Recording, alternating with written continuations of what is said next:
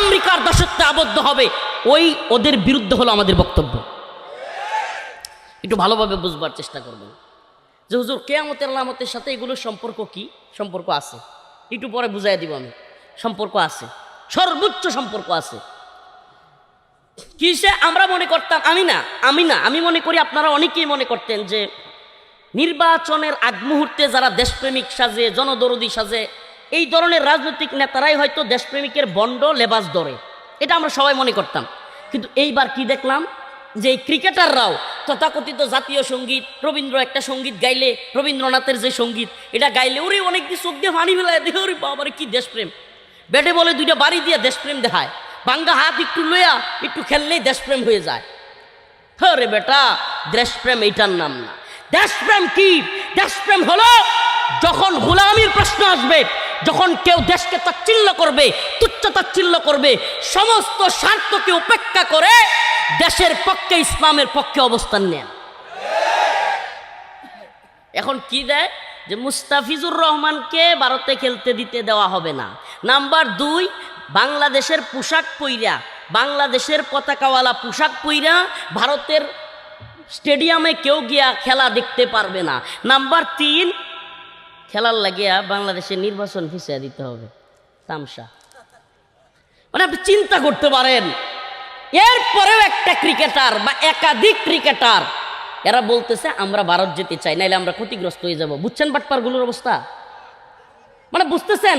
মানে মুস্তাফিজকে না দেখ, দেশের পতাকাওয়ালা জার্সি পরা খেলোয়াড় ওখানে গিয়া সমর্থন দিতে না পারুক, কিংবা বাংলাদেশের নির্বাচন পিছিয়ে দিয়ে হলেও আমাকে খেলতে হবে। কেন? আমার পেট আর পকেটের ধান্দা দরকার। এই রাজনৈতিক নেতাদের বাটপারি আর এদের বাটপারির মধ্যে কোনো পার্থক্য দেখছেন? হ্যাঁ, আমি এত সুস্পষ্ট কথা কেন বলি জানেন? সুবহানাল্লাহ। আল্লাহর দিন, আল্লাহর জমিন, এই জমিনে যতদিন আসি হক কথা বলবার চেষ্টা করব। যদি শরীফ ওসমান হাদি ভাইয়ের মতো শাহাদাতের মৃত্যু লেখা থাকে, মারা যাব। কিন্তু এই দালাল বাটপারদেরকে চিহ্নিত করতে হবে। এই দেশ জাতির আবেগ নিয়ে খেলা করা এই ভণ্ড নেতা এবং এই ভণ্ড সেলিব্রিটিদেরকে মুখোশ খুলে দেওয়ার সময় এসেছে। আরেকটা ভণ্ডামি দেখেন, আমাদের উপদেষ্টা, নিরাপত্তা উপদেষ্টা খলিলুর রহমান, মানে এগুলোর নাম থাকে সুন্দর সুন্দর, কিন্তু এগুলো এক একটা হলো বদমাইশ। খলিলুর রহমান মানে নামটা কত সুন্দর না? খলিল মানে তো প্রিয়, আল্লাহর দুস্ত, মাহবুব। হ্যাঁ, রহমান মানে রহমানের, কাজ করতেছে শয়তানের। আগে একটা পররাষ্ট্রমন্ত্রী ছিল, এখনকার পররাষ্ট্র উপদেষ্টা, এর নাম হলো খলিলুর রহমান। আগে আরেকটা ছিল, নাম হলো আব্দুল মুমিন, কাজ করতো আব্দুল শয়তানের। ওই যে আব্দুল মুমিন মনে আসছিল, বলছিল যে আমি ভারতবর্ষের সরকারকে বলে এসেছি শেখ হাসিনা সরকারকে রাখতে হবে, মনে আছে না? তো ওইটা কিন্তু আরেকটা কথা বলছিল, নূপুর শর্মা যখন আল্লাহ রসুল সাল্লাহ সাল্লামকে নিয়ে কটূক্তি করে, জানি না আপনারা ভুলে গেছেন কিনা, আমি জেলে থেকেও ভুলি নাই। নূপুর শর্মা নামে এক বেশ্যা মহিলা, খারাপ মহিলা আল্লাহ রসুলকে নিয়ে কটূক্তি করছিল, মনে আছে? তখন এই আব্দুল শয়তান এক জনসভায়, হিন্দুদের জনসভায় গিয়া ভারতকে খুশি করবার জন্য বলছিল যে ভারতে এক ভদ্র মহিলা কি জানি বলে ফেলছে, আমরা বাংলাদেশে কোনো আন্দোলন হইতে দেই নাই, কোনো মিডিয়ায় লেখালেখি করতে দেই নাই, এটাও বলছিল, মনে রাখেন, আমার মনে আছে। তো রাসূলুল্লাহ সাল্লাল্লাহু আলাইহি সাল্লামকে নিয়ে এগুলো বলতো। আর এই খলিলুর রহমান, এই বর্তমান উপদেষ্টা, সে সরাসরি আমেরিকান সরকারকে, আমেরিকান প্রশাসনকে গিয়ে বলছে যে আমরা বাংলাদেশ থেকে সেনাবাহিনী গাজায় ফিলিস্তিনি মুসলমানদের বিরুদ্ধে, হামাসের বিরুদ্ধে বাংলাদেশ থেকে আমেরিকান যে প্রশাসন যাবে, ওই আমেরিকান প্রশাসনের সাথে, ট্রাম্পের প্রশাসনের সাথে আমাদের প্রশাসনকেও দিতে চাই। নাউজুবিল্লাহ, একটু আসতে কোন। আমি একটা প্রশ্ন করি আজকে আপনাদেরকে, নির্বাচনের তো আর মাত্র আছে এই 27-28 দিন। তো এখন তো আল্লাহ মাফ করুক, অনেক হুজুররা, অনেক রাজনৈতিক নেতারা এরা কিছু বলবে না, এরা এমনিতেও বলতো না। আমেরিকার গোলামিটা এত গভীরে যে দিল্লি না ঢাকা স্লোগান দেওয়া যায়, কিন্তু ওয়াশিংটন না ঢাকা স্লোগান দেওয়ার মতো মরদ এদেশের কোনো রাজনৈতিক বাটপারের নাই। এদেরকে আমি বলি রাজনৈতিক দেউলিয়া। এরা দেশ জাতিকে চিনে না, এরা আমেরিকারে প্রভু মনে করে। তো এখন কি অবস্থা? আজকে যদি এই একই কাজ, আজকে আওয়ামী লীগের লোকেরা অনেকে খুশি হবে আমার এই কথায়, কিন্তু আমার তো কারো খুশি করার উদ্দেশ্য না, বাস্তব হালতটা জাতির সামনে পরিষ্কার হওয়া দরকার। আজকে যদি হাসিনা সরকার এইভাবে বলতো যে ফিলিস্তিনের মুসলমানদের বিরুদ্ধে, হামাসের বিরুদ্ধে আমেরিকার পক্ষে সেনাবাহিনী পাঠাবে, এই দেশের তথাকথিত রাজনৈতিক দলগুলো আর তথাকথিত কিছু ইসলামিক দল আছে, গণতান্ত্রিক ইসলামিক দল, এগুলো ইসলামের নামে অযথা মানুষকে ধোঁকা দিচ্ছে। এরা দেখতেন যে মানে গাল তো মুখ তো একটা 10 মুখ করে হাত করতো, এমনি হাত করে চিল্লে উঠতো, এই দেখো ফিলিস্তিনের বিরুদ্ধে হাসিনা চলে গেছে। তো এখন তোমাদের বাপ ইউনুস এবং তাদের উপদেষ্টা যে আমেরিকার পক্ষে, আমেরিকাকে বাপ ডাইখা বাংলার মুসলমান সেনাবাহিনীকে আমেরিকান সেনাবাহিনীর সামনে ফিলিস্তিনিদের বিরুদ্ধে দেওয়ার জন্য আবেদন করছে, এটার বিরুদ্ধে কথা বলবার মতো হিম্মত তোমার নাই? গোলামের বেটা, আল্লাহ এদেরকে হেদায়েত দান করো। আরো জোরে বলেন আমিন। ও মুসলমান, বুঝতেছেন? ফিলিস্তিন ফিলিস্তিন বলে চিল্লান, ফিলিস্তিনের পতাকা মাথায় দেন, ফিলিস্তিনের জন্য মার্চ পর গাজা করেন, তথাকথিত সেলিব্রিটি বক্তা বিশাল ফিলিস্তিনিদের পক্ষে। এখন ফিলিস্তিনিদের পক্ষে বলেন, এই উপদেশটা কি করে বলল, কি করে ফিলিস্তিনি মুসলমানদের বিরুদ্ধে এইভাবে গাজাই মুসলমানদের বিরুদ্ধে আমেরিকার পক্ষে সেনাবাহিনী পাঠাইতে বলল? ওরে লাঠি দেশ থেকে বের করা উচিত।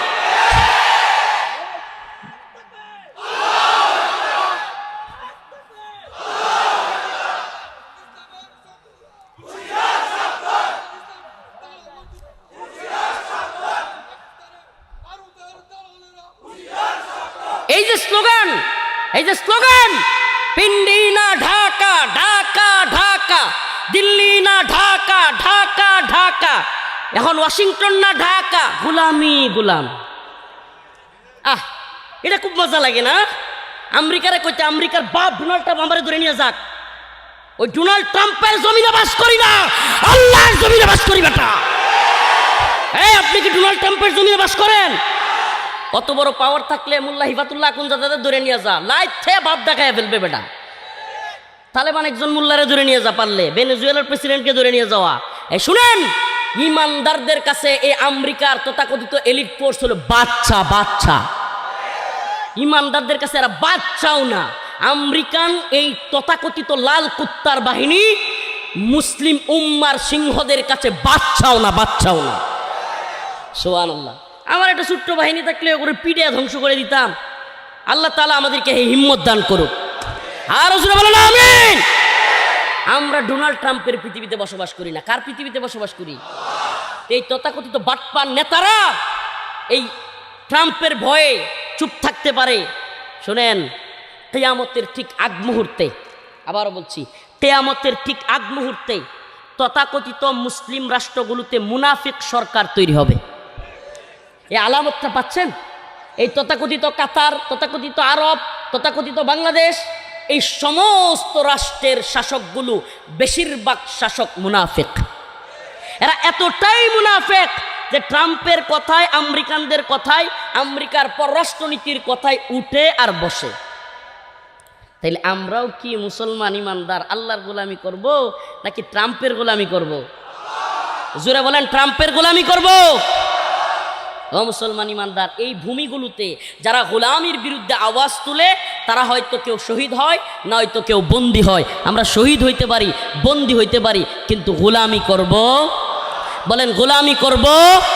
হ্যাঁ বলেন না, গোলামি না আজাদি। স্লোগান নাই, বুঝেন না তো?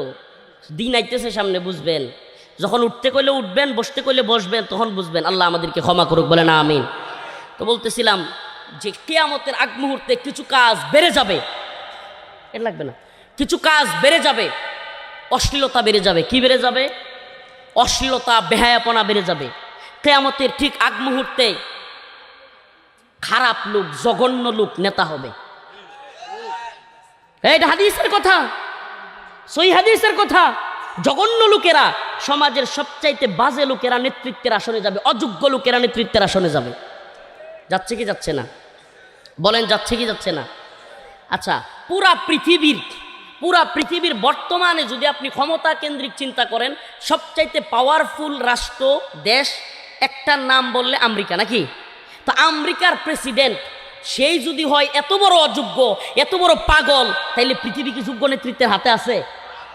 আপনি কি বুঝেন যে একটা রাষ্ট্রপ্রধান, একটা স্বাধীন রাষ্ট্রের কথা নাই, বার্তা নাই, সন্ত্রাসের মতো গিয়া ভেনেজুয়েলার প্রেসিডেন্টকে ধরে নিয়ে আসলাম। মানে মন চাইলে ওটা যেন মগের মূল্য। এটা কি মগের মূল্য? যে আমার তেল দরকার, তেল চোর মনে করেন আপনার বাড়িতে তেলের পেট্রোলের পাম্প আছে, আপনারা গিয়ে তুলে নিয়ে এসে আপনার পাম্পের সব তেল চুরি করে নিয়ে যেতেছে। এই চোর যেমন চোর, এই ডোনাল্ড ট্রাম্প এবং আমেরিকাও তেমন চোর। এবং আরেকটা কথা বলি আপনাদেরকে, গোটা বর্তমান পৃথিবীর বিগত 50 বছর যাবৎ পৃথিবীর সবচাইতে বড় ক্যান্সারের নাম হলো আমেরিকা। এটা আপনি চিনেন নাই, এই তথাকথিত রাজনীতিবিদরা চিনে নাই, কিন্তু মোল্লা উমর রহিমাহুল্লাহ, উসামা বিন লাদেন রহিমাহুল্লাহ, কিংবা উম্মার সিংহরা, উম্মার মুজাহিদরা ঠিকই চিনেছিলেন যে আমেরিকাই হলো গোটা মুসলিম বিশ্বের জন্য এক আতঙ্ক। এই আমেরিকার তথাকথিত সন্ত্রাস বিরোধী আইন গোটা পৃথিবীতে দিয়ে দিছে যে সন্ত্রাসের বিরুদ্ধে যুদ্ধ। এই বইলে মুসলিমদেরকে যারা জিহাদের কথা বলবে তাদেরকে জঙ্গি বইলে ধরবে। আচ্ছা আমি বলি, যদি সন্ত্রাসীর কারণে কাউকে গ্রেফতার করা হয়, সবার আগে ভেনেজুয়েলার প্রেসিডেন্টকে সন্ত্রাসী কায়দায় ধরে নেওয়ার জন্য ট্রাম্পকে অ্যারেস্ট করা দরকার না? যদি পৃথিবীর ক্ষমতা থাকতো, যদি পৃথিবীতে ইনসাফের শাসন থাকতো, তাইলে ট্রাম্পকে কি দইরা আইনা ইসলামিক শাসনে কিংবা পৃথিবীতে ইনসাফের শাসন থাকলে ইনসাফের আদালতে ট্রাম্পকে দইরা এনে শাস্তি দেওয়া হইতো না? প্রিয় ভাইরা আমার, তাইলে এই যে তথাকথিত সন্ত্রাস বিরোধী আইন যারা প্রণয়ন করছে, এরাই তো পৃথিবীর সবচেয়ে বড় সন্ত্রাস। আবারও বলছি, কিয়ামতের আগ মুহূর্তে হাদিসের কথা, অযোগ্য নেতৃত্বে পুরা পৃথিবী ভরে যাবে। আমাকে বলেন, সমাজের সবচাইতে যেটা বেশি মদ খায়, নাউজুবিল্লাহ, সমাজের সবচাইতে বেশি দুর্নীতি যেটা করে, সমাজের সবচাইতে বেশি খারাপ কাজের সাথে মদ, নেশা, নারী কেলেঙ্কারি, দেখবেন যে আল্লাহ মাফ করুক, আমার কথা মাইন্ড করলে কিছু যায় আসে না, বেশিরভাগ এলাকায় দেখবেন ওই লোকগুলোই নেতা।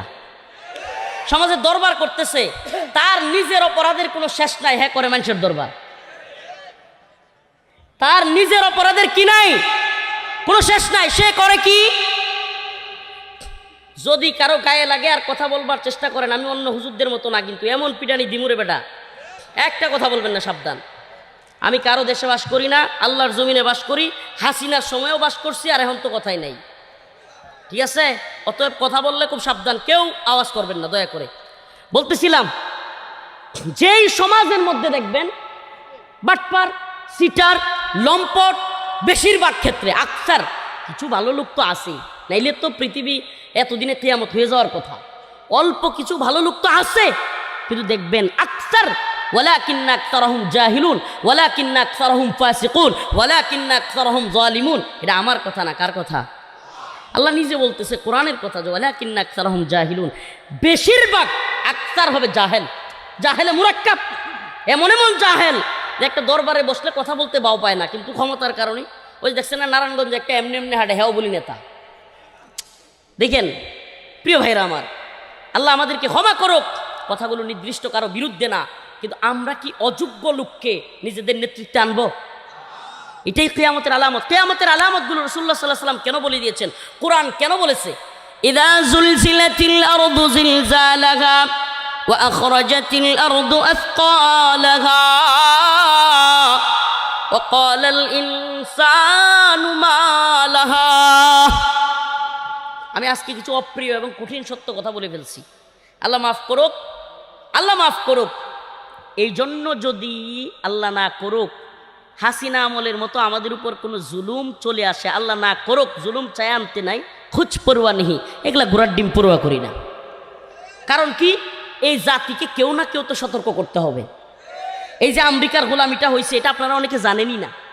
আমেরিকার যে গোলামিটা হয়েছে, একটু পরে নিউজ সার্চ দিয়ে দেখেন, আমাদের রাষ্ট্রের উপদেষ্টা খলিলুর রহমান এবং কি উপদেষ্টা, নিরাপত্তা উপদেষ্টা, যেই রাষ্ট্রে এই বন্ডরে জিজ্ঞেস করা দরকার, ও মিয়া, বাংলাদেশে দিনে দুপুরে একজন সংসদ সদস্য প্রার্থী, সারা দেশের পরিচিত উসমান হাদি, আমাদের ভাই এইভাবে জুমার নামাজের পরে শুটকে পড়ে গেল, এই লোকটাকে শেষ করে দেওয়া হলো 6 ঘন্টার মধ্যে। কিভাবে এই লোক, এই সন্ত্রাসী শোটার, এই খুনি ভারতে কিভাবে পালাইলো? এই নিরাপত্তা উপদেষ্টার জবাব দে, তারপরে এক পা আগা। বলা দরকার না? ওই গাজায় কার নিরাপত্তা দিতে হবে? ওখানে গিয়া এই ভণ্ডামি বাদ দিয়া এই চর্বি জমে গেছে, তো এই জনগণের টাকা খায়া, শত শত কোটি টাকার আমেরিকার ডলার খায়া এসি বাতাসে গুইরা চর্বি জমে গেছে, যেগুলোর মেম্বার হওয়ার যোগ্যতা ছিল না, এগুলো এক একটা উপদেষ্টা হয়ে গেছে ছাত্রদের বিনিময়ে। আমাদের লাশের উপর দিয়া, আমাদের জেল জুলুম রিমান্ড হামলা মামলা, আমাদের আন্দোলন। আরে মার কাছ থেকে বউয়ের কাছ থেকে বিদায় নিয়ে আন্দোলনে রাজপথে নামছি, এগুলো সব জানে, মিডিয়ায় আছে। আমাদের আমার ওয়াইফ আমার আম্মা কান্না শুরু করছে, বাবা যাইও না, বাবা যাইও না। তখন রাস্তায় অজস্র গুলি চলতেছে, এগুলো সব জানে, মিডিয়া আছে, আমার ফেসবুক লাইভে আছে। তো এত নিরাপত্তাহীনতার মধ্যেও হাসিনার পতনের আন্দোলন করছি আমরা কি আমেরিকার গোলামি করার জন্য? হ্যাঁ, এদের মধ্যে অনেকের ধারণা কি জানেন, আমি মূল আলোচনায় ঢুকবার আগে কয়েকটা কথা বলে নিই। এদের মধ্যে অনেকের ধারণা যে আমরা শেখ হাসিনার পতন ঘটাই নাই, ঘটাইছে আমেরিকা, এই জন্য আমেরিকার গোলামি করতে হবে। নাউজুবিল্লাহ। এই কনসেপ্টেই সমস্যা, এই কনসেপ্টটা ভয়ানক সমস্যা। এই একই কনসেপ্ট ৭১ ছিল যে আমরা স্বাধীন হইতে পারি নাই, করছে ভারত, তাহলে কি করতে হবে? ভারতের গোলামি করতে হবে। আমরা হাসিনার পতন ঘটাইতে পারি নাই, কে করছে? আমেরিকা, স্যাংশন দিয়া, এটা দিয়া ওইটা দিয়া আমেরিকা করছে, তাহলে কি করতে হবে? আমেরিকার আব্বা ডাকতে হবে। তুই গিয়ে আব্বা ডাক, তোর কথায়, তোর আমেরিকার বাপের কথায় আমরা রাস্তায় নামি নাই, এদেশের জনগণ রাস্তায় নামে নাই। উসমান হাদি, আবরার ফাহাদ, স্নিগ্ধ, মুগ্ধ, আবু সাইদ কেউ আমেরিকার কথায় জীবন দেয় নাই। আমাদের শত শত ভাইরা মাদ্রাসার ছাত্ররা যাত্রাবাড়িতে আমেরিকার কথায় আমেরিকার ডলার খায়া জীবন দেয় নাই। অতএব আমরা আমেরিকার গোলামি করব না। এদের মাথায় এই কনসেপ্ট আছে যে আমেরিকা যদি স্যাংশন না দিত তাহলে সেনাবাহিনী গুলি করতো। আরে সেনাবাহিনী গুলি করলে কি হইতো? পুলিশ, র্যাব, বিজিবি, বিডিআর সবগুলো মিলে গুলি করছে না। শুনেন, জনগণের উত্থাপ যখন শুরু হয়ে যায়, বিপ্লব যখন শুরু হয়ে যায়, কোনো সেনাবাহিনী, পৃথিবীর কোনো সেনাবাহিনী সেই বিপ্লব থামাইতে পারে না। অসম্ভব সেটা। স্রোত যেদিকে যায় কর্কুটার মতো সবাই ভেসে যায়। অসম্ভব ছিল। রাস্তাঘাট, কালবাট সব জায়গা অবরোধ করে দিয়েছিল সারা দেশের জনগণ। আমেরিকা না চাইলেও এ দেশের ক্ষমতার পরিবর্তন হতোই। অতএব আমরা গোলামি করব কার? বলেন, আমরা গোলামি করব কার? আমরা পিন্ডির গোলামি ছেড়েছি, দিল্লির গোলামি ছেড়েছি, আমেরিকার গোলামি করবার জন্য নয়। আমরা যেমনি ভাবে বলি পিন্ডি না ঢাকা, দিল্লি না ঢাকা, তেমনি ভাবে বলবো লন্ডন না ঢাকা, ওয়াশিংটন না ঢাকা। আমরা পৃথিবীর কারো গোলামি করব না। আল্লাহর জমিনে ইনিল হুকমু ইল্লা লিল্লাহ, আমার আল্লাহ তা'বুদু ইল্লা ইয়া, জমিন আল্লাহর, গোলামিও হবে একমাত্র আল্লাহর। হে যুবক, তৈরি আছো ইনশাআল্লাহ? হ্যাঁ প্রিয় যুব সমাজ, তৈরি আছো ইনশাআল্লাহ? বিশ্বাস করেন প্রিয় ভাইরা, প্রিয় যুব সমাজ, তোমাদেরকে বলি, প্রিয় ভাইরা তোমাদেরকে বলি, আমরা এদেশের কোনো তথাকথিত বাহিনী কিংবা এদেশের কোনো তথাকথিত রাজনৈতিক দল, নেতা, এগুলার নিয়ে স্বপ্ন দেখি না। এগুলার নিয়ে স্বপ্ন যারা দেখছেন বুকার স্বর্গে আছেন।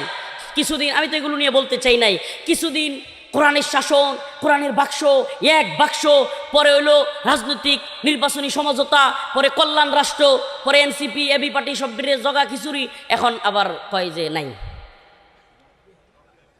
এগুলা নিয়ে আমি স্বপ্ন দেখি না, আমি আপনাদেরকে দেখতেও বলি না, দেখবেন না, এগুলা ধোঁকা। এই তথাকথিত গণতন্ত্রের ধোঁকাই হলো ডিভাইড ফর রোল, ভাগ করো শাসন করো।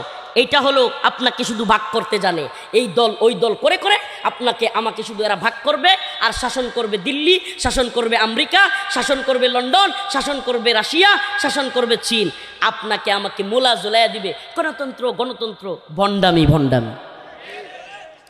এই ভণ্ডামি গণতন্ত্র দিয়ে কিচ্ছু হবে না, লিখে রাখেন, কিচ্ছু হবে না। যারা মনে করতেছে যে এই করে ফেলবো সেই করে ফেলবো, এক বাক্স নীতি, অমুক নীতি তমুক নীতি, ভাইরে মনে কষ্ট নিয়েন না, আপনারা আমাদের ভাই। আপনারা যদি আগায় যান, আপনারা যদি এক থাকেন, আমাদের বিশাল ভাল লাগে, খুশি হই আমরা। কিন্তু চ্যালেঞ্জ করলাম, এই আব্রাহাম লিঙ্কনের পথে, জর্জ রসুর পথে, আল্লাহ এবং তার রসুলের পথ বাদ দিয়া এদের পথে বিন্দু মাত্র সফলতা আসবে না। অনেক পাগল, মানে যেগুলো বুঝে না সাধারণ, এগুলো প্রশ্ন করে, হুজুর তাহলে গণতন্ত্র করব না, তাহলে আমরা করব কি, কিভাবে ক্ষমতায় আসবো? গণতন্ত্র তো আইসেই 200 বছর, এর আগে মনে হয় মুসলিম উম্মা পৃথিবীতে শাসন করে নাই। আরে পাগলে কয় কি, মুসলিম উম্মা কি পৃথিবীতে শাসন করে নাই? এই সামনে আগায় বসার মতো জায়গা নাই, মাতবরি করবেন না। এই সামনে আগায় বসার মতো জায়গা নাই, একটুও জায়গা নাই। প্লিজ, আমি ছেড়ে দিব কথা, কেউ এগুলো বলবেন না, কথায় দিক সেদিক নেবেন না। মুসলিম উম্মা কি 200 বছর আগে যখন গণতন্ত্র ছিল না তখন পৃথিবী শাসন করে নাই? বলেন, শাসন করে নাই? ছোট্ট জায়গায় করছে, এখন আর কোনো কথা বলে লাভ নাই। মুসলিম উম্মা খেলাফার অধীনে পৃথিবীতে শাসন করেছে না করে নাই? বলেন, করছে না করে নাই? আল্লাহ রসুল, তার সাহাবায়ে কেরাম, এরপরে আরও খোলাফায়ে রাশেদা, এরপরে খেলাফতে উসমানী, খেলাফতে উমাইয়া, অনেকগুলো মুসলিম শাসকেরা শাসন করে নাই। সেই শাসন কিসের ভিত্তিতে ছিল? সেই শাসনের প্রথম ধাপ ছিল দাওয়া, এদাদ, জিহাদ, শাহাদাত, তারপর শুরা। সুবহানাল্লাহ। শুরা কি? ওই ভণ্ড বাটপার সুর লম্পটের ভোট আর শাইখুল হাদিস সাহেবের ভোট সমান মান?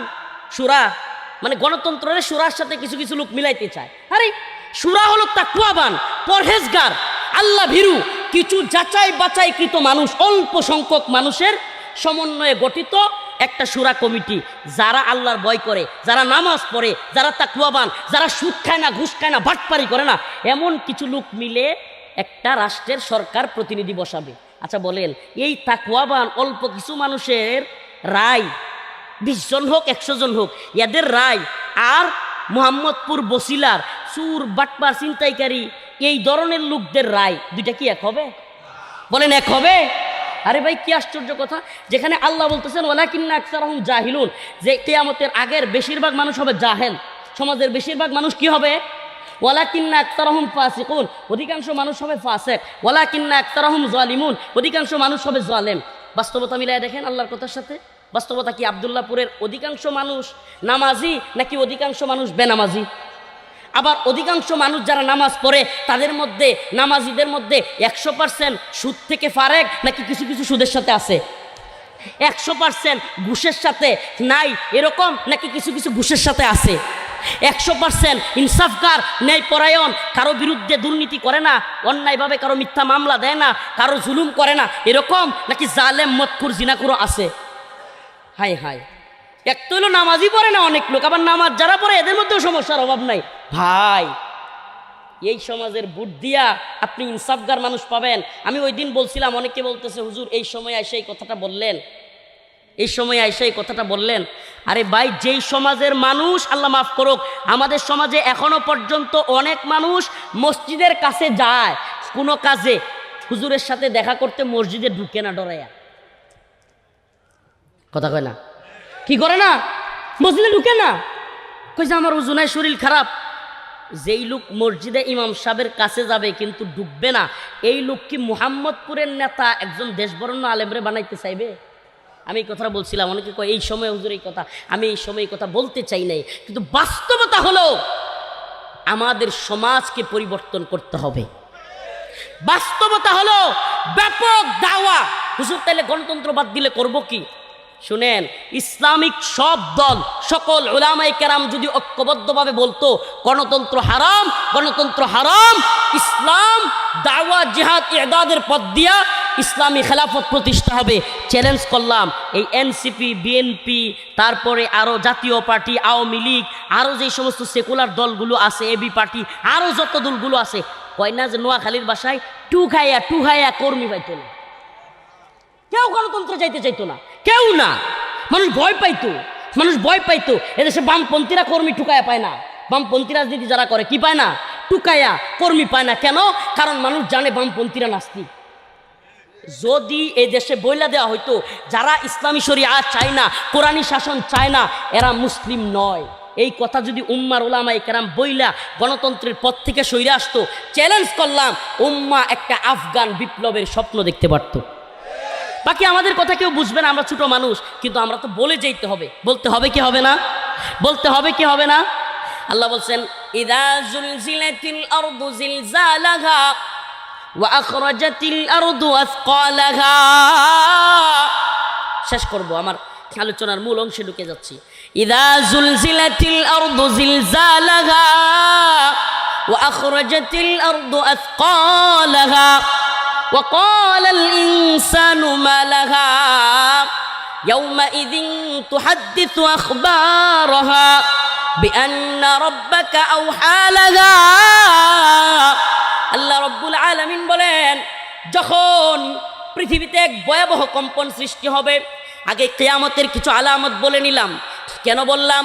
আল্লাহ রাসূল সাল্লাল্লাহু আলাইহি ওয়াসাল্লাম কিয়ামতের আলামতগুলো কেন বললেন? অনেকে যদি মনে করেন হুজুর আল্লাহ রসুল যেহেতু কিয়ামতের আলামত বলছে, এগুলা তো হবেই, হওয়ারই কথা, আমরা ফিরাবো কেমনে? ভাই, আল্লাহ রসুল কেন হাদিসের মধ্যে বলে গিয়েছেন, এর উদ্দেশ্য কি? আপনি ফিরাবেন না ফিরাইতে পারবেন না, কিন্তু আপনি যেন ওই আলামতগুলোতে ঢুইকা না যান। আপনি যেন ওই আলামতগুলোতে কি হয়ে না যাই। অশ্লীলতা বেড়ে যাবে। কি বেড়ে যাবে? অশ্লীলতা। নাউজুবিল্লাহ। অশ্লীলতা এমনভাবে বাড়ছে যে একটা ইউটিউবার ভণ্ড, আল্লাহ মাফ করুক, আমার কথাগুলো একটু করা হয়ে যাচ্ছে কিন্তু কষ্টে বলি এগুলো। ওই যে বগুড়ার নাম হলো, এই নামটা বললেও লজ্জা লাগে, অনেকে টিকটকার মানে নামটা নিলে অনেকে হাসা দিবেন। বগুড়ার এই বদমাইশ লুচ্চাটা দেখি মানে হঠাৎ করে ভিডিও তো সামনে আসে, ফিরে মুখে তো রাখা যায় না, হঠাৎ করে দেখি মেয়েদেরকে নিয়ে কি পরিমাণ অশ্লীলতা করতেছে, মানে ইচ্ছা মতো অশ্লীলতা করতেছে। অথচ রাষ্ট্রের যেন কোনো কিছু যায় আসে না, কারো যেন কিছু যায় আসে না। কেউ যেন বলে না, আরে বন্ড, এভাবে মিডিয়ার সামনে, এভাবে সকলের সামনে এভাবে তুই অশ্লীলতা করতেছিস, বন্ধ করে এগুলো।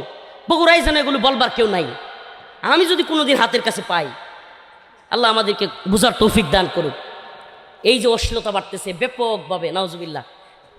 মেয়ে মেয়ে মঞ্চে গিয়ে নাচতেছে, বাবা হা করে করে দেখতেছে।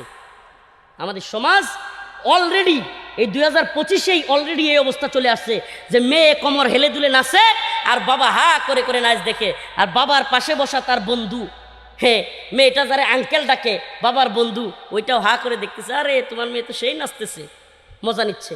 নাউজুবিল্লাহ, নাউজুবিল্লাহ। অঙ্গভঙ্গি দেখে মজা নিচ্ছে। আর ওই বেহায়া ওর বিবেকে এমন পছন্দ ধরছে, আমি তো বলি ওই বাবা নামক পাপিষ্টের বিবেকের মধ্যে কুত্তা পেশাব করে দিছে। আরে মিয়া, মুসলমান না হইলেও যদি গাইরত থাকে, গাইরত আত্মসম্মানবোধ থাকে, আমার মেয়ে শত শত পোলাবানের সামনে নাচবে কোমর হেলে দুলে, আর এটাও আমি দেখবো, এর আগে তো আমার মরে যাওয়া উচিত। হায় আফসোস, এতটুকু গাইরত নাই। সালাফদের ইতিহাস, সুবহানাল্লাহ, সালাফদের ইতিহাস। উট বৃদ্ধ হয়ে গেছে, ওট ওট জবে করে ফেলতেছে। উট বেশি বৃদ্ধ হয়ে গেলে খাওয়ার উপযোগী থাকে না, বিক্রি করে দিলে ওইটারে একজন এসে বলতেছে, ভাই উটটা জবে করতেছেন কেন? যদি বিক্রি করে দিতেন তাহলে তো কিছু টাকা অন্তত পাইতেন। আরে ভাই কি বলেন এটা? আমার যেই উটের পিঠে আমার মেয়ে, আমার বউ, আমার বোন এরা উঠছে, আমার সেই উটের পিঠে অন্য পুরুষরা উঠবে, এটা আমি সহ্য করতে পারবো না। সুবহানাল্লাহ বলবেন না? গাইরত তাদের ছিল এরকম। আর আমাদের অবস্থা, নাউজুবিল্লাহ, আমাদের এমন অনেক বাবারা এখন তো যে যত খোলামেলা, যে যত কাপড় খুলতে পারে, এক কথায় যে যত কাপড় খুলতে পারে সে নাকি ততটা স্বাধীন। হাই রে স্বাধীনতা রে, তাহলে ল্যাংটা হয়ে যায় আরো বেশি স্বাধীন। যে যত বেশি, কিয়ামতের আলামতগুলো বলছি, যে যত বেশি শরীর খোলামেলা। এখন তো নতুন স্মার্টনেস বেরিয়েছে, নাউজুবিল্লাহ, আপনাদের এলাকায় আছে কিনা? প্যান্ট সিরা পরে, জুতা কাটা পরে, এটা নাকি স্মার্টনেস। তো প্যান্ট হাডুর কাছে সিরা পড়লে যদি স্মার্ট হয়, তাইলে তুই এই যে তোর বল্টুটা সোজা এনেও সিরা দেখটু, বদমাইশ করতে গেছে। এটার নাম যদি স্মার্টনেস হয়, নাউজুবিল্লাহ, আসলে আমাদের, নাউজুবিল্লাহ, আমাদের বিবেক পচে গেছে, পচে গেছে, নষ্ট হয়ে গেছে বিবেক। ওই পশ্চিমারা বুঝাইছে যে তুমি যদি কানে দুল পড়তে পারো তাহলে তুমি স্মার্ট। আসলে পশ্চিম তোমাকে কানে দুল পরায়া তোমাদেরকে মেয়েদের সাথে কোমর হেলে দুলে ট্রান্সজেন্ডার বানায়া তোমাকে ওই মেয়েদের সাথে ঢুকাই দিতে চায়। কেন? কারণ তোমার ভিতরে যে ইমানি গায়রত আছে, পুরুষত্ব আছে, ওই পুরুষত্বটা মাইরা ফেলতে চায়। এতে কইরা উম্মার সিংহ মুজাহিদ তৈরি হবে না, আর ইচ্ছা মতো তারা শাসন করবে। এই জন্য তোমার কানে দুল পরায়া তোমার স্মার্ট বানাইছে। আর তুমিও ভণ্ড, তুমিও বুঝো না, তুমিও বুঝো না এটা স্মার্টনেস না, এটা হলো মহিলাদের সাদৃশ্য গ্রহণ করা, এটা একটা গোলামি। আরে পুরুষ আবার মেয়েদের মতো কানে দুল পরে কেমনে বেটা? ওই বন্ড সাকিব খান করে ফেলছে দেখিয়া। আরে ওদেরকে তো টাকা দিয়া, পয়সা দিয়া, বিভিন্নভাবে এই তথাকথিত মাল্টিমিডিয়া, ইলেকট্রিক মিডিয়ার মাধ্যমে গোপনের টাকা ডাইলা, বিশাল আপনার মিডিয়া সাপোর্ট দিয়া, হাসি দিলে মিডিয়া, অমুকে আজকে হাসি দিছে, অমুকের আজকে বায়ু ছেড়ে দিছে, অমুকে তো আজকে কি বলে এই অমুক বিমানে, মানে যা মন চায় তা নিউজ। এদেশে গুরুত্বপূর্ণ অনেক বিষয়ে নিউজ হয় না, হয়? হ্যাঁ বলেন, নিউজ হয়? আপনি দেখেন না উসমান হাদি ভাইয়ের বিষয়টা কেমন আড়াল করে ফেলছে না মিডিয়া? আড়াল করে ফেলছে না? কথা বলেন না কেন? আড়াল করছে কি করে নাই? আরো অনেক বিষয়। হিন্দুত্ববাদী ভারত ওই চাঁপাইনবাবগঞ্জের দিকে, কুড়িগ্রামের এদিকে এই 2-3 দিন আগেও হামলা করছে, সীমান্ত নিয়ে অনেক মারামারি হয়েছে। কোনো নিউজে পাইছেন? পাবেন না তো। এই ফেসবুক আর ইউটিউবাররা কিছু কিছু প্রচার করে, দেখবেন এগুলো দিবে না। রাষ্ট্রের গুরুত্বপূর্ণ বিষয়, রাষ্ট্রের সীমান্তে গোলাগুলি হচ্ছে, এটা নিয়ে নিউজ নাই, ওখানে গিয়ে লাইভ টেলিকাস্ট নাই, জীবনেও করবে না। যে এত বড় হুমকি, এত বড় কিছু হয়ে যাচ্ছে, নিউজ করবে কি অমুকে নাউজুবিল্লাহ এগুলো করতেছে। তো এই মিডিয়া সেক্টর এদেরকে সামনে আইনা, আপনি আমি বুঝবো না এটা, সামনে থেকে এদেরকে হাইপ দিতে দিতে দিতে দিতে অমুক তো বিশ্ব সিরা কাপড় সিরা অলরাউন্ডার হয়ে গেছে। মানে নিউজ দিতে দিতে এমন করবে যে এক পর্যায়ে আওয়ামী লীগের দালালি করবে, তখন আপনাকে বলতে হবে যে ওরে বাবা এত বড় অলরাউন্ডার আওয়ামী লীগের পক্ষে, তাহলে তো আওয়ামী লীগ ভালো। বুঝেন নাই? মানে ভণ্ডামির সার্টিফিকেট হয় এরা। এই ভণ্ডামির সার্টিফিকেট হচ্ছে এখন তামিম ইকবাল, আগে হয়েছে সাকিব আল হাসান, এখন আরেক দলের ভণ্ডামির সার্টিফিকেট হতে যাচ্ছে আমাদের খান সাহেব। এদেরকে এই মিডিয়া টাকা দিয়া, পয়সা দিয়া, সাপোর্ট দিয়া এই তথাকথিত এই ভাইরাল করা এবং এদের নিচ থেকে এজেন্ডা বাস্তবায়ন করে। কেন? আমাদের এই যুব সমাজকে খেলাধুলার দিকে রেখে, আমাদের এই যুব সমাজকে এই তথাকথিত সিনেমা, এই তথাকথিত নাটক এগুলোর ভিতরে রেখে আমাদের পৃথিবীতে মুসলিমদের শাসন বাদ দিয়া যেন কাফেরদের শাসন বজায় থাকে। উদ্দেশ্য কি? মুসলিমদের শাসন যেন তৈরি না হয়, ইসলামী হুকুমত যেন কায়েম না হয়, এবং মুসলমান যুবকরা যেন ইসলামী হুকুমত প্রতিষ্ঠার জন্য কখনো অস্ত্র হাতে তুলে না নেয়। এটাই হলো এদের সবচেয়ে বড় এজেন্ডা। আমাকে বলেন, যেই ছেলে নতুন নতুন আপডেট নাটক খুঁজবে, নতুন নতুন আপডেট সিনেমা খুঁজবে, যেই ছেলে নতুন নতুন আপডেট কি টুর্নামেন্ট হচ্ছে সেটা খুঁজবে, সেই ছেলে কোনোদিন ইসলামের জন্য, দ্বীনের জন্য আত্মত্যাগ করা শিখবে?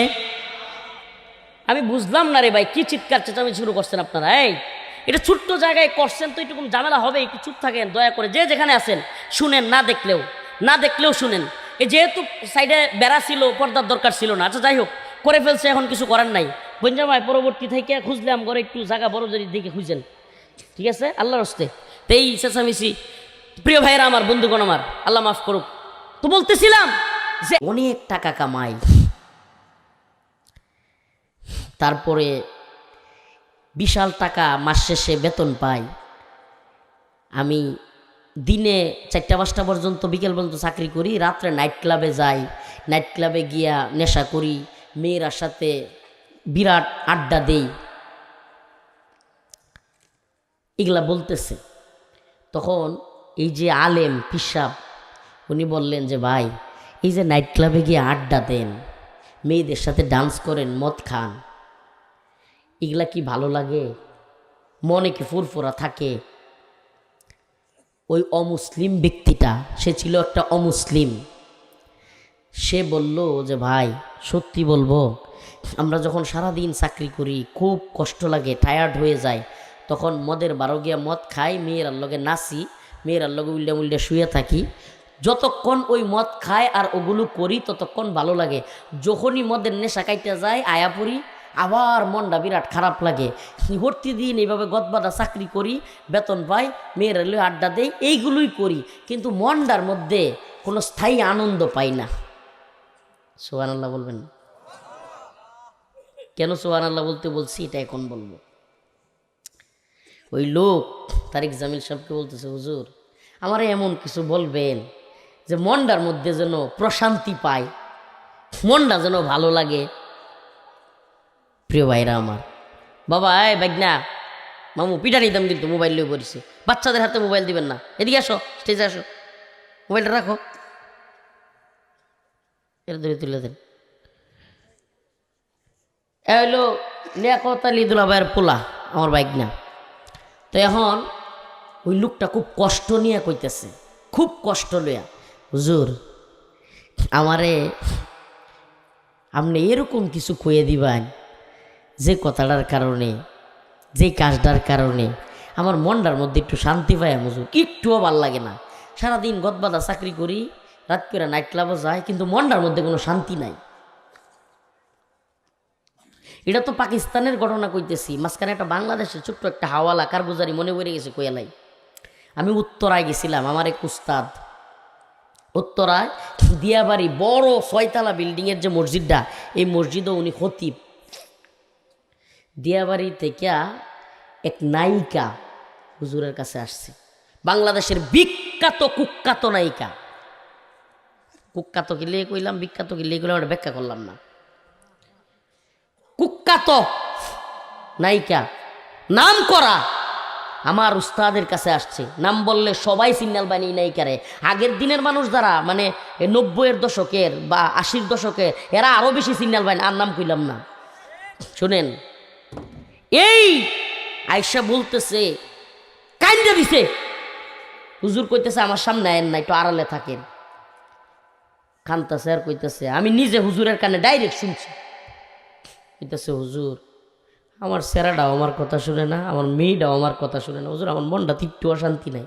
সবাই জানে বাংলাদেশের আমি নাম করা নায়িকা, বিরাট পরিচিত, সবাই মনে করে হ্যাঁ আমরা বিরাট সুখে শান্তিতে আছি, বিরাট খুশিতে আছি, আমরা টেহার অভাব নাই, যশ খ্যাতির অভাব নাই, কিন্তু হুজুর আমার মনটা শান্তি নাই। কি কয়? আমার মনটা কান্তাছে। কই কিনলে গিয়া? কই হুজুর আমার মাইয়াটাও আমি যা কই শুনে না, আমার পোলাটাও আমি যা কই শুনে না। কইন এর চাইতে অশান্ত কেউ আছে? মনে হলো আপনার একটা ফুলা আর একটা মাইয়া।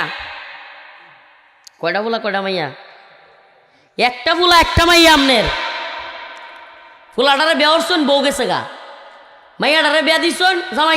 আপনি পৃথিবীর সবচেয়ে ক্ষমতাশালী হইলেও আপনার ক্ষমতার কোনো দাম আছে? কথা কন্যা করে বেড়ায়। আপনার একটা ফুলা একটা মাইয়া, ফুলাটারে বিয়া হরাইছেন, ফুলা বুঝতেছ না নাকি সারাটারে?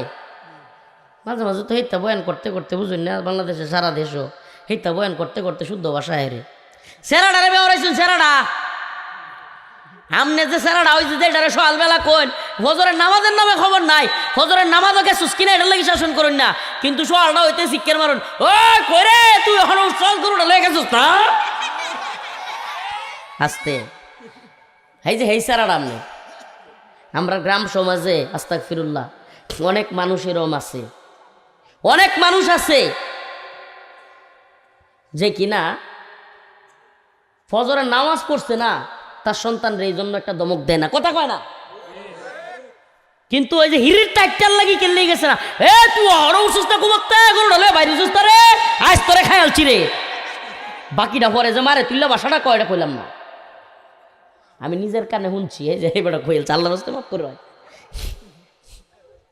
আমি নিজের কানে আমরা মানে এলাকার চাচারার মুখ থেকে শুনছি, এরপরে কইছি ফজরের সময় নিজে নামাজ পড়ে আইছে, দামরা হুলা তার দামরা সেরা, এটা নামাজ পড়ছে না, মসজিদেও গেছে না, নিজে কি রম নামাজিটা। কারণ হইলো কি জানেন, আমরা প্যাকেজিং মুসলমান, যে প্যাকেজিং মুসলমান বুঝেন, মানে আমি তো নামাজ পড়ি 60 বছরে, আমার সেরার বয়সে আমি কি হচ্ছি, মানে বাপটাই রম যে আমি আমার সেরারে কিবা কই, আমার সেরার বয়সে আমি যা করছি বেটা, মানে আমি কিবা নামাজের কথা কইয়া। আস্তাগফিরুল্লাহ। মনে রাখবেন, যদি আপনি প্রকৃতপক্ষে আল্লাহর বান্দা হয়ে থাকেন, প্রকৃতপক্ষে আল্লাহর গোলাম হয়ে থাকেন, আপনি নামাজ পড়লে আপনার সন্তানকেও নামাজ পড়তে বলতে হবে। আপনি ততক্ষণ পর্যন্ত সঠিক নামাজি হইতে পারেন নাই যতক্ষণ পর্যন্ত আপনি আপনার পরিবারকে নামাজের প্রকৃত দাওয়াত দিতে পারেন নাই। এক কথার মধ্যে তো আরেক ঘটনা মনে হয়, পৃথিবী বিখ্যাত এক বুজুর্গ আলেম এখনো বাইচে আছেন, শেখ সালেহ আল মুনাজ্জিদ, আরবের সবচেয়ে বড় শায়েখদের একজন, সৌদি আরবের। আমরা তো বাংলাদেশের মোল্লা মৌলবী বক্তার নাম শুনি তো মনে করি এরাই মনে বিরাট বড় মৌলবী, বিরাট বড় আলেম। সারা পৃথিবীতে অনেক দেশে অনেক বড় বড় পৃথিবী বিখ্যাত আলেম আছে। শেখ সালেহ আল মুনাজ্জিদ, ওনাকে এক মহিলা টেলিফোন করে প্রশ্ন করছে টকশুতে, একবারে টিভিতে টকশুতে, যে শায়েখ আমি তো নামাজ পড়ি ফজরের সময়, কিন্তু আমার স্বামী আমার পোলা এদেরকে ডাকি কিন্তু উঠে না শায়েখ, এই জন্য কি আমার গুনাহ হইব? প্রশ্নটা চিন্তা করেন কি কইছে শায়েখ, আমি নামাজ পড়ি, এ মা চাচিরা, আমার মা বোনেরা, আফারা, খালারা, সবাই শুনুন, যে বাড়ির যারা আছেন গুরুত্ব দিয়ে এই কথাটা, যদি কেউ মনে করে যে নিজে নামাজ পড়ে সেলসেলে জান্নাতে যাবো গা, অত সহজ না। সালেহ আল মুনাজ্জিদ হাফিজাউল্লাহকে টেলিফোন দিছে মহিলা, হুজুর শায়েখ আমি কি করব, আমার ছেলে এবং আমার স্বামী ফজরের সময় ডাকলে উঠে না, আমি নামাজ পড়ি, এখন আমি কি করব, আমি কি গুনাহগার হব? শায়েখ জিজ্ঞেস করলেন ওই মহিলাকে, আচ্ছা মা, মনে করেন আপনার বাড়িতে আগুন লেগে গেছে, আপনি আগুন লাগার পরে আপনি সজাগ আছেন, খবর পাইছেন বাড়িতে আগুন লাগছে, এখন আপনি দুই একটা ডাক দিছেন, আপনার স্বামীও উঠে নাই, ছেলেও উঠে নাই, আপনি কি দৌড়ে বাইরে চলে যাবেন? মহিলা কয়, না অসম্ভব শেখ, আমি তো পায়ে দূরে টাইনা হোক, পানি দিয়া হোক, যেইভাবে পারি উঠাবো। সুবহানাল্লাহ। শায়েখ বললেন, দুনিয়ার আগুনে পূর্বে আপনার ছেলে, আপনার স্বামী, এই ভয় আপনার আছে, আল্লাহর জাহান্নামের আগুন এই দুনিয়ার আগুনের চাইতে শত শত হাজার গুণ বেশি, যেই আগুন শক্ত, যেই আগুন আরো বেশি দাউ দাউ করে জ্বলবে, যে আগুন থেকে কোনো নিষ্কৃতি নাই, দুনিয়ার আগুনে পুইরা মারা গেলেও যদি নেককার বান্দা হয় জান্নাতে যাবে, আর আখেরাতের জাহান্নামের আগুন থেকে বাঁচার উপায় নাই। আপনি সেই আগুনের ভয়ে দুইবার ডাক দিয়াই উঠাইতে পারেন না, মাসআলা জিজ্ঞেস করতে চাচ্ছেন, আর দুনিয়ার আগুন লাগলে আপনি পানি দিয়ে হইলেও উঠাইবেন। বুঝা গেল আমনের অন্তরের মধ্যে আল্লাহর ভয় প্রকৃতপক্ষে এখনো পান নাই। সুবহানাল্লাহ। তো বলতেছিলাম, এই দুনিয়ার প্রশান্ত যারা মনে করেন, দুনিয়ার কিছু টিয়া পয়সা হইলে, বাড়ি গাড়ি হইলে যারা নিজেরা খুব সফল মনে করেন, তারারে কয়েকটা কথা কই। ওই যেটা কইতে চাইছিলাম মনে আছে, যে আপনার মনে করুন একটা সেরা আর একটা সেরাডারে বেহরাইছ, একটা ফুলা তৈয়া বউ গেছে, মাইয়াডারে বেয়া দিছ, হেন একটা ফুলা তৈয়া জামাই গেছে গা। আচ্ছা কোনছে মনে করুন আপনার বাংলাদেশের প্রধানমন্ত্রী, আপনার কহালো শান্তি আছে, আপনার মনটা ভাল লাগবো?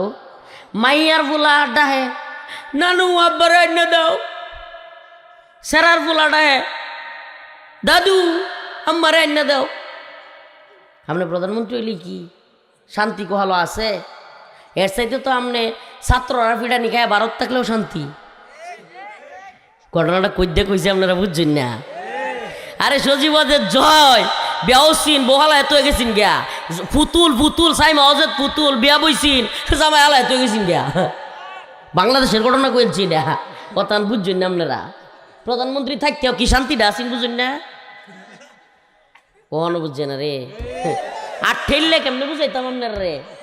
প্রধানমন্ত্রী থাকতে তার ছেলের বউ চলে গেছিন, তার মেয়ে খন্দকার মুশারফ হোসেনের ছেলের কাছে বিয়ে দিছিল, তার মেয়ের জামাই তার ভালা এত গেছিন গা, যেমনি ভালা এত গেছে গা, আগে বেওয়ায় খুব বালা, পরে বেওয়ায় রাজাকারের মামলা দিয়ে দিচ্ছে। আগে কি বেওয়ায়, আগে কি আগে বেওয়ায়, পরে মন্ত্রী বানাইছে। সেরির শ্বশুরে কি বানাইছে? মন্ত্রী। যেমনি জামায়াত আছে রেজারে দিছে, ও কের বেওয়াইটা এটার দর রাজা খা। শান্তি কি কহালো আছে? শান্তি আছে? এই দুনিয়ার টেয়া বৈশা শান্তি দিতে পারবো? আরে বাপরে বাপ, গ্রামে গঞ্জে থাকতে থাকতে সুবহানাল্লাহ, আমি তো গ্রামের পোলাওয়ান, আমি বুঝি সব জানি। হাই হাই রে, দুইটা গরু আছে, কবে তার 4টা গরু হইব, এটার পেরেশানিতে তার আর ঘুম নেই। আশ্চর্য কথা রে ভাই, তুই কি গরুর গুয়ার টানতে আর দুইটা দুধ বিক্রি করতে আর এই 2 কাটা জমি করতে রাখবে আর এই তোরবে, তার লাগি দুনিয়া তাইছ? এই গাধার খাটনি কাটানোর লাগি তোর আল্লাহ দুনিয়া ফাড়াইছে, আমার ফাড়াইছে। আশ্চর্য কথা, চিন্তা ভাবনা দেখলে মনে হয় যে খালি এই দুনিয়াটাতে যে রোয়া লাগাইতো আর হইলো গরুর দুধ বেচতো আর এটা লেগে আইছে। আমি এই কাজটিরে খারাপ কইতাছি না, খারাপ কইতাছি না। নামাজের খবর নাই, আল্লাহর দিনের খবর নাই, রোজার খবর নাই, ওই লুইডা। আস্তাগফিরুল্লাহ, আল্লাহ মাফ করুক, বলে না আমিন। কোনছে কই আসলাম? হ্যাঁ মাশাআল্লাহ, শ্রোতা একটা পাওয়া গেছে, ওই যে জুলফিকার আলী নকশবন্দির বিমানও। বুঝলেন চই বেটা, এটাই 10 টাকা গেলা, 10 টাকা তোরা। মাশাআল্লাহ, মাসে বিস্কুট আনা, অন্তত বিস্কুটই দিই। মাশাআল্লাহ। শুনুন, আমরা ছোটবেলা যখন পরীক্ষা পাস করতাম বা বালা করতাম, মাদ্রাসার হুজুর আমরা 2 টিয়া দিত। কয়টিয়া? এই 2 টিয়া আমরা লেমিনেটিং করতাম, এটা খাইতাম না, চুমা দিতাম, তারপরে শক্ত কাগজ দেয়া ভিতরে বইরা রাখিয়া মানুষের দেয়াইতাম, হুজুর আমার 2 টিয়া দিচ্ছে। আপনি কি মনে হচ্ছেন এই বেটার কি টিয়ার 2 টিয়া 10 টিয়ার অভাব? 10টা টিয়া কইতার বলছে হুজুরে আমার দিছি। আমি হুজুরের ওয়াজ শুনিয়া আমি কইতারছিলাম, আর 20 মিনিট পরে ওইটা কইলানি ঠাস করিয়া মনে হয় না যে এই লোকটা আমার একেবারে মনোযোগী শ্রোতা। আল্লাহ তারা কবুল করুক, নামাজি বানাক, দিনদার বানাক, বিয়া না করে থাকলে বিয়া হরাক। 2 বাচ্চা, মাশাআল্লাহ, 2 বাচ্চারে আল্লাহ হাফেজ, আলেম, আলেমা, হাফেজা বানাক। আল্লাহ কবুল করুক। বলতেছিলাম জুলফিকার আলী নকশবন্দি মনে আছে? ওই যে ঢাকার নায়িকা, তারপরে হাসিনা, সব কইয়া আইছি, বুঝছেন? তো জুলফিকার আলী নকশবন্দি বললেন, লোকটার চেহারার মধ্যে বিবর্ষ, চোখ দিয়া গড় গড় করে পানি পড়তেছে। বলতেছে, হুজুর আমার একটু, হুজুর এমন একটা পথ দেখান যেই পথে মনটা শান্তি পাইয়াম। সুবহানাল্লাহ। এটা এখন বুঝবেন না ভাই, বিশাল পেরেশানি, কোনো দিকে কুল কিনারা নাই, কোনো পথ পাইতেছে না। হাই রে মুসিবত, গড় পরিবারের বাচ্চাটা অসুস্থ, বউটা অসুস্থ, হাতও নাই টাকা, এতে জমি লাগানি লাগবো। হ্যাঁ, এমন মুসিবতের মধ্যে অনেকেই পড়ে, টাকা নাই, জমিটা লাগানি লাগবো, গড়ের বউ বাচ্চা অসুস্থ, হাই রে বাচ্চারা শীতের কাপড়ের লেগে কাঁদতেছে। এত মুসিবতের মধ্যেও শুক্রবার জুমার নামাজটা পড়তে গেছে এক ইমানদার। সুবহানাল্লাহ। মুসিবতের টেলাহের ঘুমায় না, কত খারাপ লাগে, কিন্তু শুক্রবার জুমার নামাজটা গোসল টুসল করে রেখে হইরে আইছে, তার মনটা কেমন সুন্দর লাগতেছে। সুবহানাল্লাহ বলবেন না? ইমানদাররা লাগবো, এটা আল্লাহর রাসূল হাদিসে কইছে। শুক্রবারে জুমার নামাজটা পড়িয়া সাজ্জা গুজ্জা গোসলটা করিয়া সিজদা দিয়া মসজিদতে আইলে মনটা কিরম লাগে সত্যি কইবেন? সুবহানাল্লাহ। মুমিনের অন্তরটা কিরম ভালো লাগতে তাহে। সুবহানাল্লাহ। আমি মনে করি এটা মুসলমান সবাই পায়, ভীষণ ভাল লাগে। অন্যান্য দিনের চাইতে শুক্রবার জুমার নামাজটা ওরে বাইরে আরে মনটা একটা বিরাট ফ্রেশ লাগে। সুবহানাল্লাহ। এই যে অন্তরের প্রশান্তি, এটার নাম হলো কলবে সালিম। সুবহানাল্লাহ। এই যে অন্তর, এই যে প্রশান্ত আত্মা, এই যে কলবে মুতমাইন, সুবহানাল্লাহ, ঈমানের নূরে পরিপূর্ণ যেই অন্তর। নফস 3 প্রকার, নফসে আম্মারা, নফসে লাওয়ামা, নফসুল মুতমাইন্না। নফসে আম্মারা যেটা সবসময় খালি গুনাহ করতে চায়, শয়তানে খালি চাবি মারে, সারাদিন গুনাহ করে, এটা কইরা হেডা খুঁজে, হেডা কইরা হেডা খুঁজে, খালি গুনার দিকে ঘুরে, নফসে আম্মারা। নফসে লাওয়ামা কিছু সময় গুনাহ করে, কিছু সময় সবের কাজ করে। নফসে মুতমাইন্না যেই নফস শুধুমাত্র নেক কাজ করবারই চিন্তা করে। সুবহানাল্লাহ। প্রিয় ভাইরা আমার, এই নফস যার নাই, এই প্রধানমন্ত্রী হইলেই কি শান্তি পাইব? বাংলাদেশের সর্বোচ্চ ক্ষমতা কি? প্রধানমন্ত্রী। বাংলাদেশের সর্বোচ্চ ক্ষমতা কি? তাইলে প্রধানমন্ত্রীর যদি স্যার বউ না তাহে, শরীর জামাই না তাহে, আর যদি খালি টেনশন তাহে কবে জানি সেটা জায়গা, কবে জানি সেটা জায়গা, কবে জানি সেটা জায়গা, এই টেনশন করতে করতে যদি ঠিক মতো ঘুমাইতো না পারে, খাইতো না পারে, চেহারা হয়ে যা কুক্কর শোকের মতো, মাল কায়াটা আলোয়া ভরে তাহে, নাম হইছে আসাদুজ্জামান খান কামাল, স্বরাষ্ট্রমন্ত্রী। মাল কায়াটা আলোয়া ভরে তাহে, তার নাম কামাল, স্বরাষ্ট্রমন্ত্রী। সুবহানাল্লাহ। কয়েকদিন আগে লাইভ হয়েছে, চেহারা দিক কেমন হয়, হাই হাই রে আস্তাগফিরুল্লাহ, অর্ধেক মনে অলরেডি জাহান্নামে গেছে। আস্তাগফিরুল্লাহ। মানে এই কয়েকদিন আগে লাইভ হয়েছিল, যদি দেখতেন প্রাক্তন সাবেক স্বরাষ্ট্রমন্ত্রীর চেহারাটা, আল্লাহ মাফ করুক, যদি আল্লাহ তার কপালে হেদায়েত থাকে, এখনো যেহেতু জীবিত, তওবা করে, আল্লাহ যদি ক্ষমা করে দেয়, হয়তো সে মাপ পাইতেও। কিন্তু যেইভাবে খুনের হুমকি দিছে, খুনের অর্ডার দিছে, খুন করাইছে, হাই হাই, একটা খুন করলেই তো আল্লাহর কাছে মাপ নাই। একটা খুন করলেই, একটা মুমিনকে হত্যা করা, জগৎকে হত্যা করা, বিশ্বকে হত্যা করার সমান আল্লাহর কাছে। এত হত্যা করার পরে এই জালেমরা তো আল্লাহ মাফ করতো না। বাকি আল্লাহ যদি হেদায়েত দিয়া দেয়, আমরা তো আর কিছু করার নাই, বাকিটা আল্লাহর ইচ্ছা। আল্লাহ যদি করে মাফ করে দেয়, আল্লাহ যদি নরেন্দ্র মোদীর মতো কট্টর কষায় মুদি, এই নরেন্দ্র মোদীরেও যদি আল্লাহ মুসলমান বানায় জান্নাত দিলে, আমরা কিছু করতে পারবা না? আমরা কিছু কই আল্লাহ রে? কোনের উপায় আছে? নিজের উপায় তো নাই। আল্লাহ যদি না মাফ করে, আমরাই তো যাইতে পারতাম না জান্নাত, ঠিক কি ঠিক না? কিন্তু চেহারা দেখলেই বোঝা যায়, হাই হাই চেহারার মধ্যে কি ছাপ পড়ছে।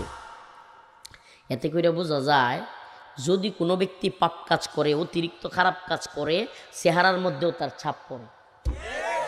এটার আলামত কইতাম নি?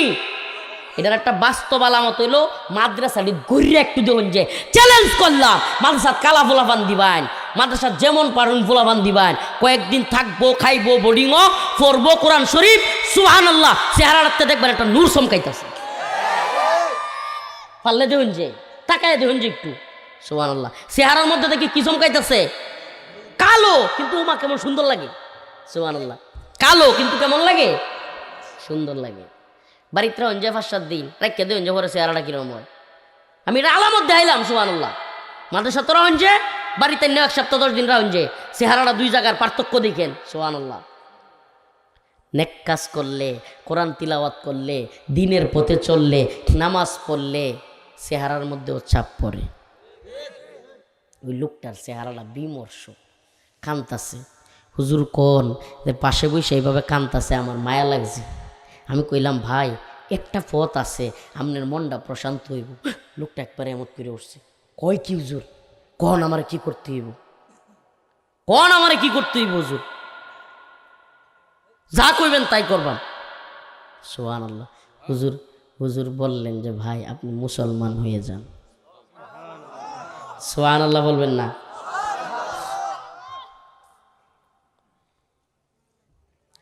ওই লোক যেটা বলছিল আমি হুবহু সেটা বলি, কোনসা মুসলমান,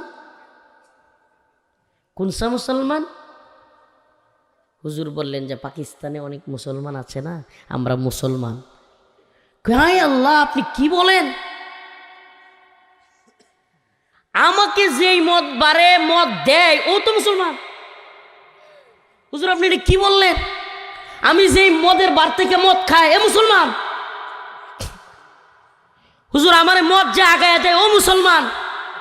যেই মহিলা ওইনে নাচে আমি যার নাচ দেখি ও মুসলমান। হুজুর এরানি মুসলমান, তাহলে আমি মুসলমান হয়ে কি শান্তি পাবো? হুজুর বললেন সুবহানাল্লাহ, যে এতক্ষণ তো ওই লোকটা কান্না করতেছিল, জুলফিকার আলী নকশবন্দি রাহিমাহুল্লাহ, আল্লাহ তার কবরকে জান্নাতের বাগান বানায় দিক। হুজুর বলেন এতক্ষণ তো ওই লোকটা কাঁদতেছিল, এখন আমার চোখ দিয়া পানি ঝরা শুরু হয়ে গেছে। হায় আল্লাহ, আমাদের যে নবী সাল্লাল্লাহু আলাইহি ওয়াসাল্লাম, হাদিসের মধ্যে আসছে, मैदान महशर में नबी ने फरमाया जब जहन्नम आएगी और एक चीख मारेगी। হাসরের ময়দানে যখন জাহান্নাম উপস্থিত হবে এমন এক বিকট আওয়াজ মারবে। मैदान महशर में नबी ने फरमाया जब जहन्नम आएगी और एक चीख मारेगी, এমন এক আওয়াজ জাহান্নাম দিবে।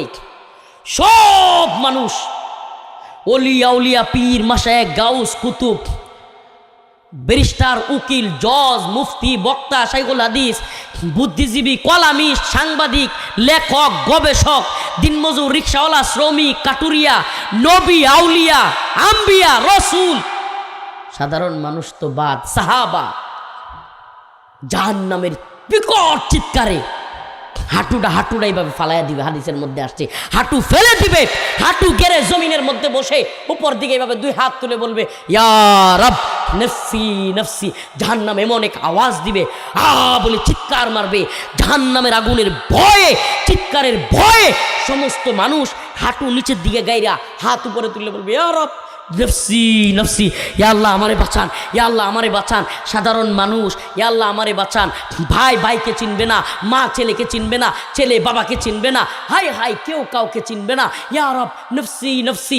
সাধারণ মানুষ না, ওলি আউলিয়া, গাউস, কুতুব, পীর মাশায়েখ, আলেম, বক্তা, মুফতি, শাইখুল হাদিস, সাহাবী, তাবেঈ, নবীরা পর্যন্ত, ঈসা আলাইহিস সালাম ইয়া আল্লাহ নফসি নফসি, আমার মা মারিয়ামের দরকার নাই। মুসা আলাইহিস সালাম ইয়া আল্লাহ নফসি নফসি। নূহ আলাইহিস সালাম নফসি নফসি। শীশ আলাইহিস সালাম নফসি নফসি। দাউদ, ইসহাক, ইলিয়াস, লূত, যত আম্বিয়া আলাইহিস সালাম আছে, আদম আলাইহিস সালাম, সকল নবীরা পর্যন্ত জাহান্নামের চিৎকারে আল্লাহর দিকে তাকায় বলবে ইয়া রব নফসি নফসি নফসি, আল্লাহ আমারে বাঁচাও, আল্লাহ আমারে বাঁচাও। সবাই যখন ভয়রান আর পেরেশান, জাহান্নামের ভয়ে অস্থির, হঠাৎ করে একটা কোণ থেকে আওয়াজ আসবে ইয়া রব উম্মতি উম্মতি, হায় আল্লাহ আমার উম্মতকে বাঁচাও, হায় আল্লাহ আমার উম্মতকে বাঁচাও।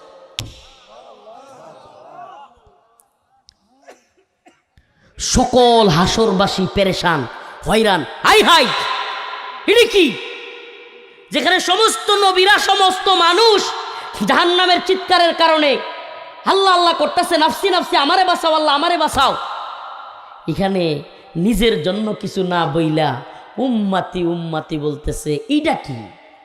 সকলেই তাকায় দেখবে, এ তো মুহাম্মাদুর রাসূলুল্লাহ সাল্লাল্লাহু আলাইহি ওয়াসাল্লাম। কেসা উম্মত, যে উম্মত মদ খায়, যে উম্মত গাঁজা খায়, যে উম্মত নামাজ পড়ে না, যে উম্মত সুদ খায়, যে উম্মত তার রসুলের নামে দরুদ পড়ে না, যে উম্মত দাড়ি কাটে, যে উম্মত রসুলকে আল্লাহকে কষ্ট দেয়, যে উম্মত তার বান্দাদেরকে কষ্ট দেয়, সবার জন্য রসুল বলবেন, ইয়া রব উম্মতি উম্মতি, ইয়া রব উম্মতি উম্মতি। সকলেই অবাক হয়ে যাবে, আয় হাই, এ কোন লোক? সিজদায় পরে কান্না করতে থাকবে। আকায়ে রমজান তাজদারে মদিনা সরদারে দো আলম মুহাম্মদ আরবি সাল্লাল্লাহু আলাইহি ওয়াসাল্লাম, আল্লাহ আমাদেরকে আপনার নবীর খাঁটি উম্মত বানায় নেন। মাথা নিচ দিকে দিয়ে কান্না করতেই থাকবেন, করতেই থাকবেন। আল্লাহ বলবেন, পিয়ারে হাবিব, প্রিয় বন্ধু, মাথা উঠান, আপনার যে উম্মত